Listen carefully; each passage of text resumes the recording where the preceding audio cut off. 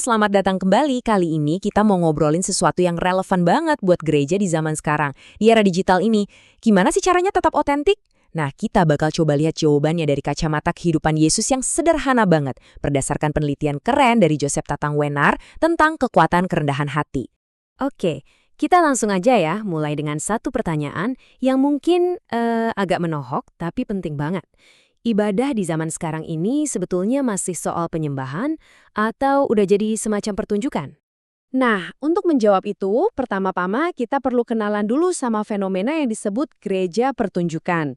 Jadi, ini tuh sebuah tren di mana banyak gereja modern modelnya jadi lebih mirip, ya perusahaan gitu, bukan lagi murni komunitas iman. Jadi gimana caranya? Ya dengan mengadopsi strategi-strategi korporat. Kita bicara soal marketing, soal branding. Tujuannya apa? Buat menarik jemaat baru. Fokusnya jadi ke angka, ke pertumbuhan. Dan tanpa sadar pelayanan jadi kerasa kayak jualan produk spiritual. Nah, dari sinilah muncul yang namanya gereja yang menghibur. Gejala-gejalanya bisa kita lihat, ibadah jadi kayak konser, penuh visual dan emosi yang wah. Suksesnya diukur dari berapa banyak followers atau yang datang. Citra dan branding jadi nomor satu, ngalahin substansinya. Dan akhirnya, jemaat dilihat sebagai konsumen rohani dan pemimpinnya jadi figur publik. Spiritualitas yang instan, yang terasa enak saat itu juga, jadi lebih dicari daripada pendalaman iman yang benar-benar otentik. Terus, dampaknya apa? Ya, ini dia. Gereja jadi terjebak sama pencitraan, sama sensasi emosional sesaat. Akibatnya, kedalaman ajaran Kristus malah jadi terabaikan. Ketika bungkusnya lebih penting daripada isinya, ajaran-ajaran inti Yesus, terutama soal kerendahan hati dan pelayanan, ya itu jadi gampang banget dikesampingkan. Oke, sekarang kita coba bandingkan ya fenomena tadi dengan model yang wow, beda banget. Model yang radikal dan sederhana yang ditunjukkan langsung oleh Yesus. Perbedaannya, jujur, kayak langit dan bumi. Di sini nih kelihatan jelas banget konfliknya. Di satu sisi ada nilai-nilai dunia, kuasa, status, kekayaan. Di sisi lain, nilai-nilai yang Yesus hidupi. Pelayanan, kerendahan hati, dan kesederhanaan. Dan ini bukan cuma soal beda gaya hidup loh. Ini tuh sebuah pernyataan teologis yang dalam banget tentang apa sih yang sebetulnya berharga dalam hidup ini. Dan kesederhanaan ini bukan cuma teori. Coba deh kita lihat kehidupan Yesus. Dari lahirnya aja di palungan, itu udah simbol status sosial yang rendah banget. Dihidup tanpa punya rumah tetap. Waktu dicobai di padang gurun, dia menolak mentah-mentah materialisme, sensasionalisme, dan kekuasaan politik. Dia justru memilih hidup di antara orang-orang yang terpinggirkan.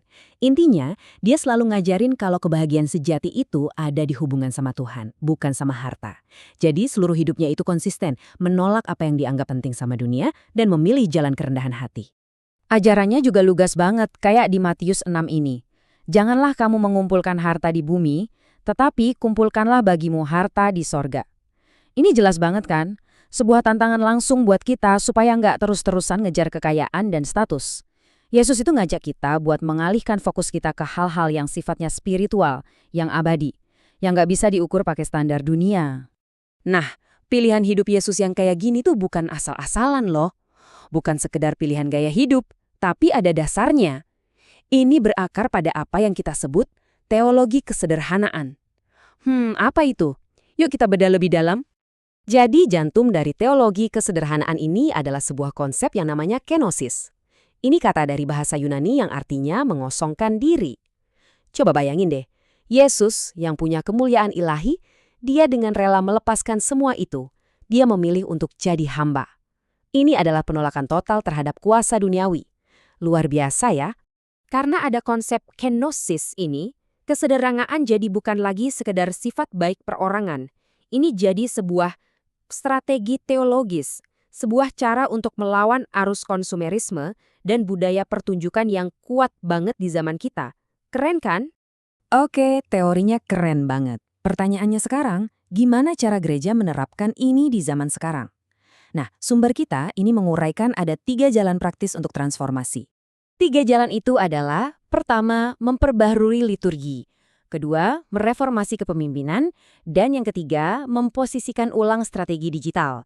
3 hal ini bisa jadi semacam roadmap ya, untuk beralih dari gereja pertunjukan, kembali menjadi komunitas iman yang otentik, yang akarnya adalah kerendahan hati. Yang pertama, soal liturgi. Ini artinya ibadah perlu dirancang ulang. Fokusnya digeser, dari yang tadinya hiburan menjadi sebuah perjumpaan yang kontemplatif dengan Tuhan. Ibadahnya dibuat lebih sederhana, lebih reflektif. Tujuannya bukan lagi buat cari emotional high sesaat, tapi benar-benar untuk bertemu Tuhan. Lalu yang kedua, soal kepemimpinan. Ini juga penting banget. Para pemimpin gereja perlu bergeser dari model pendeta selebriti menjadi pemimpin yang melayani atau diakonos. Jadi mereka harus jadi teladan dalam kerendahan hati dan pelayanan. Menolak simbol-simbol kemewahan. Supaya apa? Supaya lebih dekat dan gampang dijangkau sama jemaatnya. Dan yang ketiga, ini relevan banget di zaman sekarang, yaitu strategi digital. Ada konsep yang namanya pengembalaan digital. Ini artinya, platform digital itu nggak dipakai sebagai panggung buat branding diri, tapi justru dipakai sebagai ruang untuk pelayanan pastoral yang otentik, untuk bimbingan rohani, dan untuk membangun komunitas yang turus. Jadi prioritasnya itu koneksi, bukan jumlah views atau followers. Oke, setelah 3 jalan itu ditempuh, terus apa? Apa tujuan akhirnya? Nah, ini bukan cuma soal perubahan di dalam gereja aja loh. Ini tentang sesuatu yang lebih besar, yaitu bagaimana gereja bisa menjadi sebuah komunitas profetik. Menjadi komunitas profetik itu artinya dengan memilih jalan kesederhanaan, gereja itu justru nggak akan jadi ketinggalan zaman atau nggak relevan. Justru sebaliknya, gereja akan jadi sebuah suara alternatif yang kuat, sebuah suara yang berani beda di tengah dunia yang gila konsumerisme ini. Dan suara seperti ini jujur aja sangat-sangat dibutuhkan. Nah, bahasan kita kali ini meninggalkan satu pertanyaan besar untuk kita renungkan bersama.